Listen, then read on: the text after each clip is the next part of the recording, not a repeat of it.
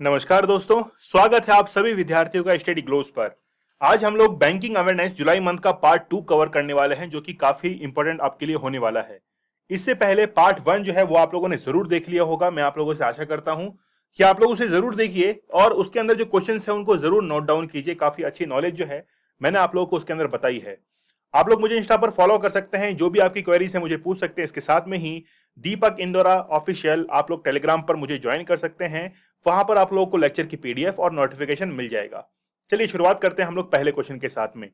किस बैंक ने Shriram general insurance के साथ देश भर में अपनी शाखाओं के नेटवर्क के माध्यम के बाद बीमा उत्पादों को वितरित करने के लिए कॉर्पोरेट एजेंसी के साथ में जो है एमओयू साइन किया है? तो करेक्ट आंसर हो जाएगा हमारा सिटी यूनियन बैंक के साथ में जो है ये हस्ताक्षर किया गया है। तो श्रीराम जनरल इंश्योरेंस के साथ देश भर में जो है वो अपनी शाखाएं खोलेगा सिटी यूनियन बैंक, और इससे बीमा उत्पाद जो है उसको क्या करेगा, यहाँ पर डिस्ट्रीब्यूट करेगा। तो ये क्वेश्चन इंपोर्टेंट क्वेश्चन हो सकता है आप लोगों के लिए। इस समझौते के तहत जो एमओयू साइन हुआ है, इसके तहत ये जो जनरल इंश्योरेंस है श्रीराम, इसके ग्राहकों को बीमा उत्पादों जैसे मोटर व्हीकल हो गया, कोई भी दुर्घटना हो गई, घर हो गए, या फिर कोई आप ट्रेवलिंग करते हैं उसके साथ में ही संपत्ति है, समुद्री और इंजीनियरिंग बीमा जैसे जो है उत्पाद, इनको क्या क्या करेगा, वो इंश्योरेंस को प्रोवाइड करवाएगा। नेक्स्ट देखिए, निम्नलिखित में से कौन अंतरराष्ट्रीय आईएमएफ के पूर्व मुख्य अर्थशास्त्री की दीवार, यानी कि आप लोग कह सकते हैं कि फॉर्मर चीफ इकोनॉमिस्ट वॉल जो है, इस पर चित्रित होने वाले दूसरे भारतीय कौन बन गए हैं? तो गीता गोपीनाथ जो है वो आप लोग को पता है कि आईएमएफ के अंदर चीफ इकोनॉमिस्ट रह चुकी हैं, और उनका जो फोटो है वो कहां पर है? इकोनॉमिस्ट वॉल के ऊपर है, जो कि आईएमएफ के अंदर स्थित है। आईएमएफ और वर्ल्ड बैंक को ब्रेटन वुड्स सम्मेलन के तहत स्थापित किया गया था 1944 के अंदर, और 45 में फिर इनकी स्थापना हो गई। और उसमें जो है इनको कहा जाता है जुड़वा संस्थान है दोनों, क्योंकि एक ही बिल्डिंग में स्थित है वॉशिंगटन डीसी में, इसलिए आईएमएफ और वर्ल्ड बैंक को एक जुड़वा संस्थान जो है वो कहा जाता है। तो आईएमएफ उन देशों को लोन देता है जो कि इकोनॉमिकल क्राइसिस ट्रैप के अंदर फंस चुकी है, जबकि वर्ल्ड बैंक किसी डेवलप करने के लिए या फिर डेवलपिंग प्रोजेक्ट्स जो होते हैं उनके लिए वर्ल्ड बैंक जो है वो लोन देता है। तो भारतीय मूल की हैं गीता गोपीनाथ ने आईएमएफ के पूर्व जो सीईओ हैं, इसकी दीवार पर जो है फोटो देने वाली ये दूसरी भारतीय बन चुकी हैं। पहली महिला हैं और दूसरी भारतीय हैं। गोपीनाथ को अक्टूबर 2018 में आईएमएफ के मुख्य अर्थशास्त्री के रूप में अपॉइंट किया गया था। बाद में उन्हें पिछले साल दिसंबर में आईएमएफ के उप प्रबंध निदेशक के रूप में जो है वो अपॉइंट किया जा चुका है। उन्होंने 3 साल के लिए आईएमएफ की पहली महिला मुख्य अर्थशास्त्री के रूप में कार्यभार जो है संभाला है। इससे पहले रघुराम राजन है, जिन्होंने उस वॉल के अंदर जो है वो जगह बनाई है। उन्होंने 2003 और 2006 के बीच आईएमएफ के मुख्य अर्थशास्त्री और अनुसंधान निदेशक के रूप में भी कार्य किया था। नेक्स्ट देखिए, वाणिज्य और उद्योग, यानी कि who among the following has become the full time Sherpa of G20 after replacing Piyush Goyal minister of commerce and industries and consumer affairs. तो रिसेंटली जो है ये बन चुके हैं कौन? अमिताभ कांत। तो अमिताभ कांत को शेरपा बनाया गया है G20 के अंदर, और G20 की जो मीटिंग्स होती है वहां पर अमिताभ कांत इस भूमिका को निभाएंगे। और अमिताभ कांत आपको पता है कि नीति आयोग के सीईओ रह चुके हैं पहले। तो पीयूष गोयल जो है, पीयूष गोयल की जगह वो लेने वाले हैं। तो पिछले साल दिसंबर में G20 शेरपा के रूप में उनको अपॉइंट भी किया गया था। भारत 1 दिसंबर 2022 से 30 नवंबर 2023 तक G20 की अध्यक्षता करेगा, और इस अवधि के लिए पूर्णकालिक शेरपा जो है इसकी आवश्यकता होती है। G20 जो है 19 प्रमुख विकसित और उभरती अर्थव्यवस्था का जो है वो एक ग्रुप है, और 20वां जो है यानी कि 19+1 के अंदर 20वां जो है वो कौन सा है? यूरोपियन यूनियन कंट्री शामिल होती है, इसमें 27 कंट्रीज है। इसके सदस्य वैश्विक जो जीडीपी है उसमें 80% से अधिक, और वैश्विक व्यापार का 75% जो है उस वैश्विक जनसंख्या का 60% हिस्सा जो है इसमें निभाते हैं। अगला है, एसबीआई जनरल इंश्योरेंस के एमडी और सीई के रूप में किसे अपॉइंट किया गया है? तो 4th नंबर का करेक्ट आंसर हो जाएगा परितोष त्रिपाठी जो है इनको अपॉइंट किया गया है as a MD and CEO of SBI general insurance में। तो निजी गैर जीवन बीमा करता जो कंपनी है एसबीआई जनरल इंश्योरेंस ने परितोष त्रिपाठी जो है इनको एमडी सीईओ अपॉइंट किया है। उन्होंने पीसी कानपाल का स्थान लिया है, जिन्हें कॉर्पोरेट सेक्टर एसबीआई के उप प्रबंधक, ठीक है, कि निदेशक के रूप में जो है वो तैनात पहले किया गया था। डेप्यूटी मैनेजिंग डायरेक्टर थे, अब इनको अपॉइंट कर दिया गया है। नाम है परितोष त्रिपाठी। नेक्स्ट देखिए, निम्नलिखित में से किस राज्य केंद्र शासित प्रदेश ने कौशल विकास प्रशिक्षण पाठ्यक्रम के माध्यम से मजदूरों को कुशल बनाने के लिए मिशन कुशल कर्मी कार्यक्रम जो है इसकी शुरुआत की है। तो 5th नंबर का करेक्ट आंसर हो जाएगा, न्यू दिल्ली के द्वारा इसकी शुरुआत की गई है। ये एक केंद्र शासित प्रदेश है तो आप लोग को पता ही है। तो यहां पर स्किल फुलफिलमेंट के लिए मिशन कुशल कर्मी जो है वो कार्यक्रम चलाया गया है। इसके तहत दिल्ली जो है वो building and other construction worker welfare board में पंजीकृत मजदूरों को कौशल विकास प्रशिक्षण प्रदान करेगा। 15 दिवसीय कार्यक्रम होगा और इस दौरान जो भी उनके काम की भरपाई होगी तो प्रत्येक कार्यकर्ता को कम से कम 42 रुपए की राशि जो है वो भी प्रदान की जाएगी, क्योंकि स्किल सीखने के लिए उसे छुट्टी लेनी पड़ेगी, काम में जो है उसकी कटौती की जाएगी। नेक्स्ट देखिए, रक्षा मंत्रालय ने पहली बार निजी क्षेत्र के 3 बैंकों को विदेशी खरीद में वित्तीय सेवाएं प्रदान करने की मंजूरी दी है। इन बैंकों के नाम क्या है? तो 6 नंबर जो है इसका करेक्ट आंसर हो जाएगा D, HDFC bank, ICICI bank और एक्सिस बैंक। 3 बैंक जो है, ठीक है, इनके साथ में क्या की गई है, एक मंजूरी प्रदान की गई है फाइनेंशियल सर्विसेज के लिए। तो पहली बार रक्षा मंत्रालय ने विदेशी खरीद में वित्तीय सेवाएं प्रदान करने के लिए एचडीएफसी, आईसीआईसी और एक्सिस के साथ में ये मंजूरी जो है वो दी है। अब तक केवल अधिकृत सार्वजनिक क्षेत्र के बैंकों का उपयोग रक्षा मंत्रालय को विदेशी खरीद में वित्तीय सेवाएं प्रदान करने के लिए किया जाता था। इस संबंध में रक्षा मंत्रालय की ओर से, डिफेंस मिनिस्ट्री की ओर से रक्षा लेखा, हम लोग बात करें डिफेंस अकाउंट्स की, कि प्रधान जो नियंत्रक हैं ने हाल ही में इन तीनों बैंकों के साथ में एक एमओयू जो है उस पर हस्ताक्षर किए हैं। चयनित बैंकों को समवर्ती आधार पर 1 वर्ष की अवधि के लिए पूंजी और राजस्व पक्ष पर 2000 करोड़ रुपए के ऋण पत्र पर जारी करने की अनुमति दी जा सकती है। नेक्स्ट देखिए, who has been elected as the president of Confederation of Indian Industry CII के 2022-23 के लिए प्रेसिडेंट कौन अपॉइंट किए गए हैं? करेक्ट आंसर हो जाएगा हमारा आर दिनेश। बी जो है ये इसका करेक्ट आंसर होगा। It's a very important question. तो R Dinesh has been elected as a nominee president of CCI 2022 and 23। तो he is the executive vice president of TVS supply chain solutions. तो पहले जो है वो उपाध्यक्ष यहां पर रह चुके हैं, ठीक है। तो बजाज फिनसर्व्स लिमिटेड के अध्यक्ष और प्रबंध निदेशक संजीव बजाज वर्ष 2022-23 के लिए सीआईआई के अध्यक्ष जो है वो भी बने रहेंगे।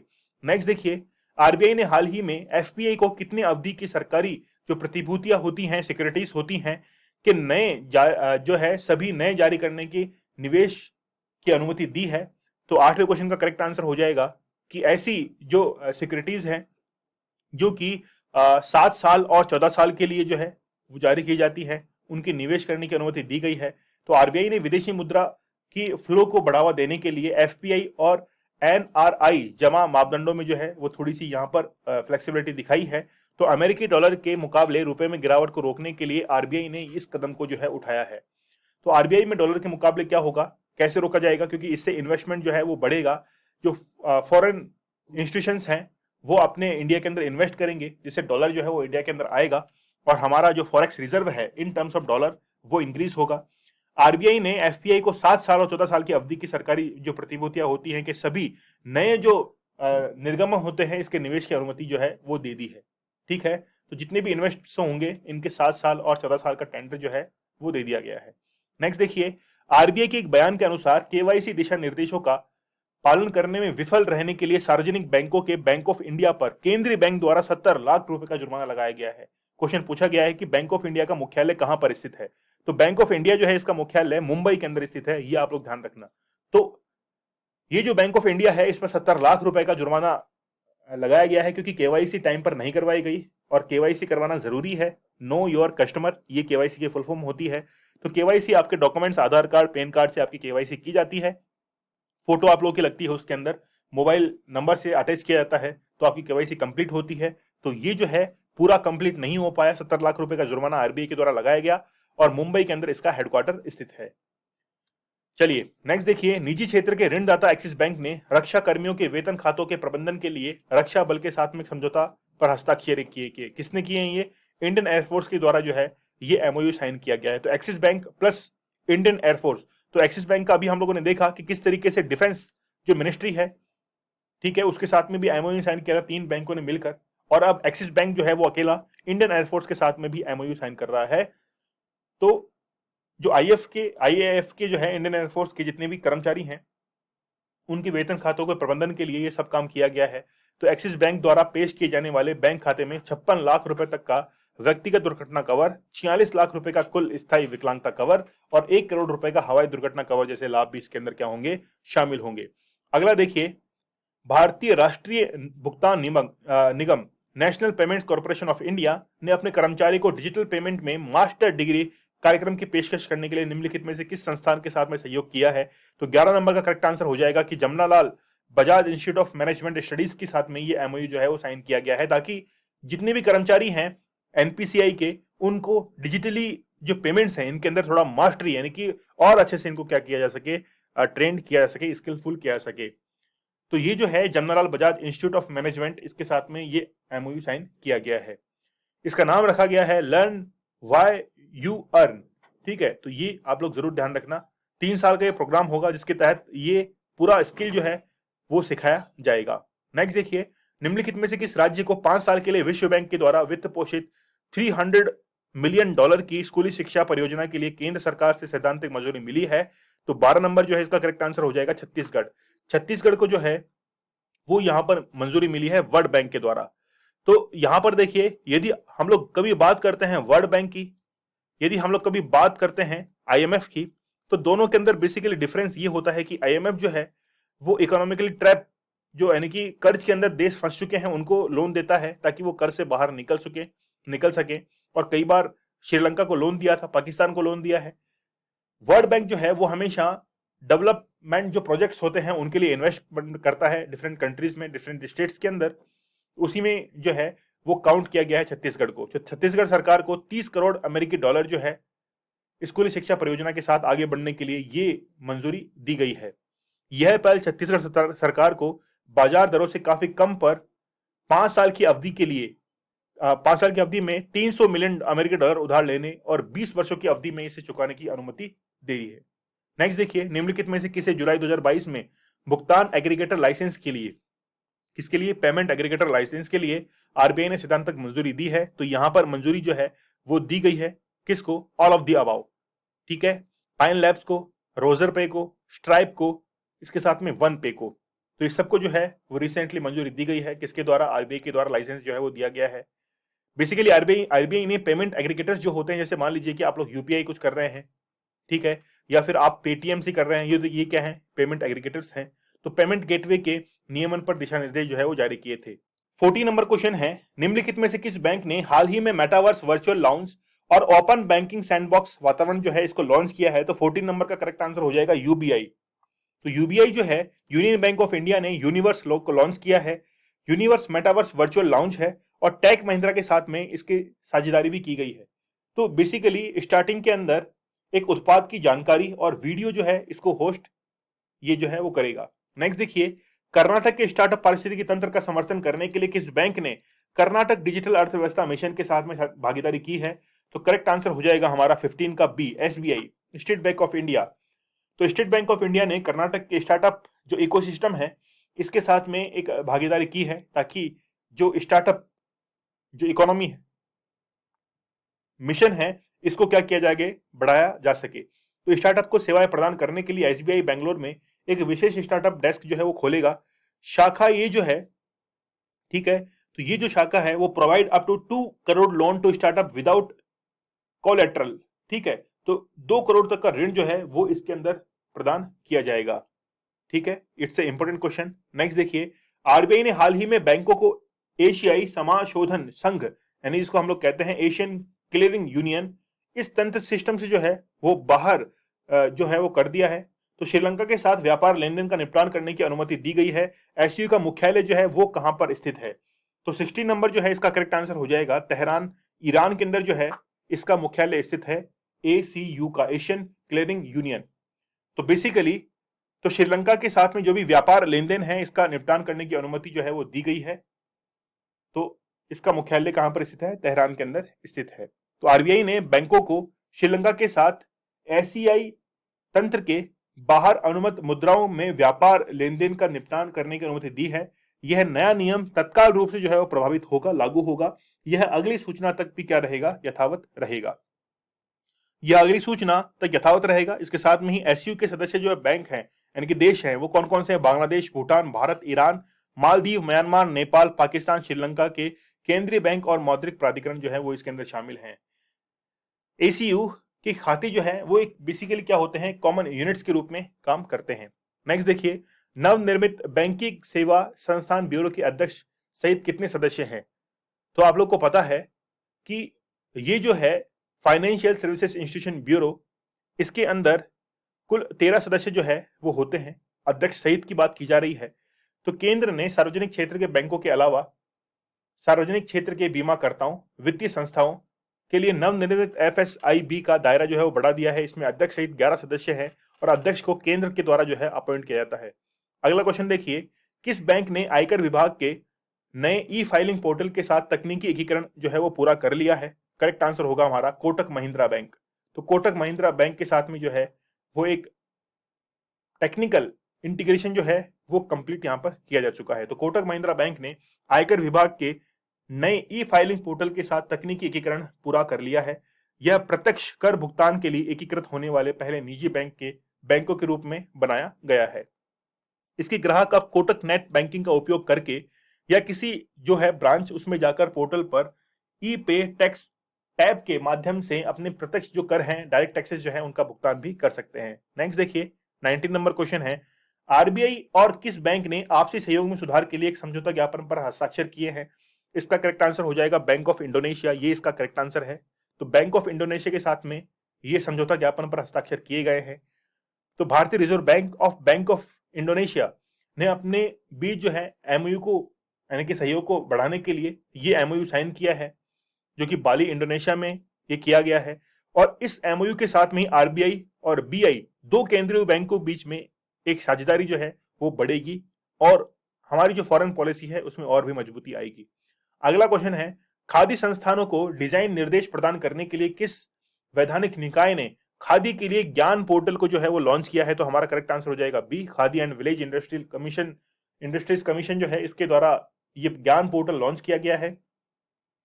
इसमें डिजाइन दिशा निर्देश प्रदान करने के लिए खादी के उत्कृष्टता केंद्र के रूप में जो है इसको विकसित किया जाएगा। और ये जो ज्ञान पोर्टल है ये केवीआईसी की सीईओ प्रीति वर्मा, ये क्वेश्चन काफी इंपॉर्टेंट है, केवीआईसी की सीईओ कौन है? प्रीति वर्मा है, इनके द्वारा इसको लॉन्च किया गया है। तो खादी संस्थानों का समर्थन करने के लिए निफ्ट में केवीआईसी एमएसएमई मंत्रालय के द्वारा खादी के लिए उत्कृष्टता केंद्र जो है वो स्थापित किया गया है। अगला क्वेश्चन देखिए, नवनिर्मित वित्तीय सेवा संस्थान ब्यूरो एफएसआईबी ने रिसेंटली नाबीफिड, ठीक है, में प्रबंध निदेशक के रूप पद के लिए किसकी सिफारिश जो है वो की गई है? तो नाबीफिड जो है इसके जो प्रबंध निदेशक हैं वो कौन बनाए जाएंगे? तो जी राज किरण राय जो है इनको अपॉइंट किया जाएगा, ठीक है। तो इसके अंदर एमडी बनने वाले हैं जी राज किरण राय। तो बेसिकली एफएसआईबी ने जो है वो NBBFID, तो नाबीफिड जो है इसके प्रबंध निदेशक के रूप में जी राज किरण राय जो है इनकी सिफारिश की है और इनको national bank for financial infrastructure and development में प्रबंध निदेशक के रूप में जो है वो पद के लिए सिफारिश भी की गई है, ठीक है। चलिए, तो राय को 1 जुलाई 2017 से ये डेट वही है जिस दिन जीएसटी को लागू किया गया था, को 30 जून 2020 तक 3 साल की अवधि के लिए यूनियन बैंक ऑफ इंडिया के प्रबंध निदेशक और सीईओ के रूप में अपॉइंट किया गया था। तब उन्हें मई 2022 में रिटायरमेंट की तारीख तक 2 साल का विस्तार जो है वो दिया गया था। अगला क्वेश्चन है, किस बैंक ने सीएमडी के रूप में महाप्रबंधक मधुलिका भास्कर को 3 महीने की अवधि के लिए या पद पर नियुक्त होने तक तत्काल प्रभाव से अतिरिक्त जो है प्रभार दिया है? तो 3 महीने का इनको जो है एक्सटेंशन दिया गया है। करेक्ट आंसर हो जाएगा हमारा D, the new India assurance company limited, D इसका करेक्ट आंसर है। तो new India insurance company limited ने सीएमडी के रूप में महाप्रबंधक मधुलिका भास्कर को 3 महीने की अवधि के लिए या पद पर नियुक्त होने तक तत्काल प्रभाव से अतिरिक्त प्रभार जो है वो दिया गया है। तो केवल 3 महीने ये इनको एक्सटेंशन मिला है। अतुल सहाय का जो है इन्होंने स्थान लिया था और इनका कार्यकाल 28 फरवरी 2022 को समाप्त हो गया था। अगला देखिए, किस देश ने पूरे भारत में एकीकृत खाद्य पार्कों की यानी कि फूड जो सप्लाई चेन होती है उनको विकसित करने के लिए $2 बिलियन का निवेश करने की घोषणा की है? तो 23 का करेक्ट आंसर हो जाएगा यूएई, डी जो है ये इसका करेक्ट आंसर है। यूएई पूरे भारत में जो भी इंटीग्रेटेड फूड पार्क्स हैं इनकी एक श्रृंखला जो है, एक सीरीज वो विकसित करने के लिए $2 बिलियन जो है इसका निवेश करेगा। वर्चुअल रूप में आयोजित I2U2 है ना, ये जो है वो I2U2 है, यानी कि भारत, इजराइल, अमेरिका और यूएई। और आपको पता है इसकी मीटिंग बहुत इंपॉर्टेंट रही थी भारत के लिए भी। तो ये एक I2U2 जो है वो एक तरीके से देखा जा रहा है कि जो क्वाड है इसके परिप्रेक्ष्य में ही एशियन कंट्रीज जो है उसका पार्टिसिपेशन देखा जा रहा है चाइना को काउंटर करने के लिए। तो पहले आवासीय शिखर सम्मेलन के दौरान इस निर्णय की जो है वो घोषणा की गई है। नेक्स्ट देखिए, टेलीकॉम ऑपरेटर भारती एयरटेल ने किस कंपनी को 734 रुपए में 7.1 करोड़ से अधिक इक्विटी शेयर आवंटित किए हैं? 24 का करेक्ट आंसर हमारे पास में हो जाएगा डी। करेक्ट आंसर है गूगल, तो डी जो है ये इसका करेक्ट आंसर हो जाएगा। तो भारतीय एयरटेल ने गूगल को 1 बिलियन अमेरिकी डॉलर में 1.2% इक्विटी शेयर जो है वो आवंटित किए हैं। टेलीकॉम ऑपरेटर भारतीय एयरटेल ने इंटरनेट प्रमुख गूगल को 734 रुपए में 7.1 करोड़ से अधिक इक्विटी शेयर जो है वो आवंटित किए हैं। गूगल अब भारत के 2 दूरसंचार सेवा प्रदाता में हिस्सेदारी जो है वो रखता है। निवेश जुलाई 2020 में भारत डिजिटलीकरण कोष के लिए रिलायंस जियो में गूगल के 4.5 बिलियन अमेरिकी डॉलर के निवेश का जो है वो अनुसरण करता है। किस क्षेत्र में निर्यात और रोजगार सृजन को बढ़ावा देने के लिए केंद्र ने राज्य और केंद्रीय करों और लेवी की छूट के लिए योजना को मार्च 2024 तक बढ़ा दिया है? तो 25 नंबर जो क्वेश्चन जो है इसका करेक्ट आंसर हमारे पास में हो जाएगा सी, टेक्सटाइल सेक्टर। ये जो है इसका करेक्ट आंसर सी हो जाएगा। ठीक है, तो यहां पर जो एक्सपोर्ट्स हैं इनको बूस्ट करने के लिए या जॉब क्रिएशन के लिए जो है क्या किया गया है, बेसिकली छूट प्रदान की गई है। मार्च 2024 तक इसको जो है वो बढ़ा दिया गया है टेक्सटाइल सेक्टर के अंदर। ठीक है, it's a very important question. Next देखिए, उपभोक्ता मामलों के विभाग ने उपभोक्ता अधिकारी को सशक्त बनाने के लिए किसने एक शुभंकर जो है वो लॉन्च किया है? तो बेसिकली एक शुभंकर जो है जागृति, ये जो है वो लॉन्च किया गया है। तो उपभोक्ता मामलों के विभाग ने उपभोक्ताओं को सशक्त बनाने और उनके अधिकारों के प्रति जागरूकता पैदा करने के लिए एक शुभंकर जागृति को क्या किया गया है, रिसेंटली लॉन्च किया गया है। और इसके सभी मीडिया अभियानों में टैगलाइन जागो ग्राहक जागो के साथ जो है उसको दिखाया जाएगा। तो शुभंकर जो है मैस्कॉट, इसको आप लोग जरूर याद रखना, जागृति जो है वो इसका नाम है। कौन सा राज्य भारत का पहला और एकमात्र राज्य बन गया है जिसके पास अपनी इंटरनेट सेवाएं हैं? तो ऐसा करने वाला राज्य बना है केरल, जो कि अपनी स्टेट की अलग से इंटरनेट सेवाएं जो है उसको लॉन्च करने जा रहा है। और देश का पहला और एकमात्र राज्य वो केरल बन चुका है जिसके बाद में खुद की इंटरनेट सर्विसेज होंगी। तो आप लोगों ने कैफोन का नाम सुना होगा, ठीक है। तो Kerala fibre optics networks limited को दूरसंचार विभाग में इंटरनेट सेवा प्रदाता आईएसपी लाइसेंस जो है वो प्राप्त हुआ है। अगला क्वेश्चन है, नेशनल स्टॉक एक्सचेंज के नए एमडी और सीईओ के रूप में किसे अपॉइंट किया गया है? तो 28 नंबर का करेक्ट आंसर हो जाएगा आशीष कुमार चौहान जो है वो इस पद पर अपॉइंट किए गए हैं।